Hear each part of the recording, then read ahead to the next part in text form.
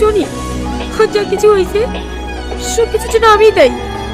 হ্যাঁ, খবরদার খবরদার আমাকে স্পর্শ করবি না। তোর জন্য, শুধু তোর জন্য আমার আপনার মান সম্মান ধুলোর সঙ্গে মিশে গেছে। আমি যাকে ভালোবাসতাম তাকে হারিয়েছি। আমি তোকে স্ত্রী বলে কোনোদিন মেনে নেবো না। তুই চলে যা, চলে যা আমার জীবন থেকে। আমি কোথায় যাবো বলো? মা মরে যাওয়ার পর থেকে আব্বার সৎ বাবাকে সহ্যই করতে পারে না। তার জন্য আমি কি করবো? তোমাকে কিছুই করতে হবে না। তুমি আমাকে স্ত্রী হিসেবে নয়, একটা অসহায় মেয়ে হিসেবে আশ্রয় দিও। ঠিক আছে, তুই এখন যা, আমাকে একা থাকতে দে। রাত পর্যন্ত কোথায় ছিলে? সে কৈফিয়ত কি তোকে দেবে নাকি? না না, আমি সেই কথা বলছি না।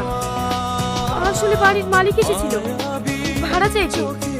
ঠিক আছে, কাল সকালে আমার সাথে কথা বলে নেবো। কি হলো, শুয়ে পড়লে যে? খাবা না? না, খাবো না, আমি বাইরে থেকে এসেছি। জ্বালাসি সর।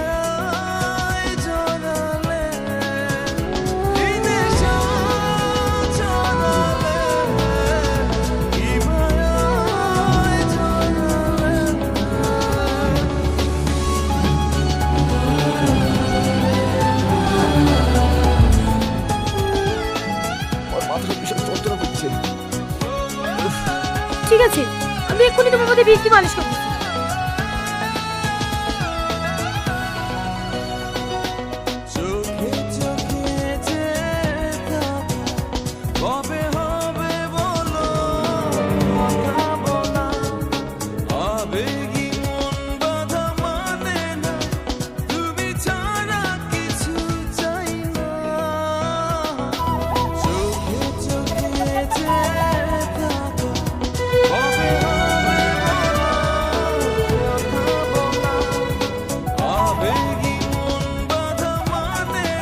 কি ব্যাপার, তুমি সারা রাত একটু ঘুমাওনি?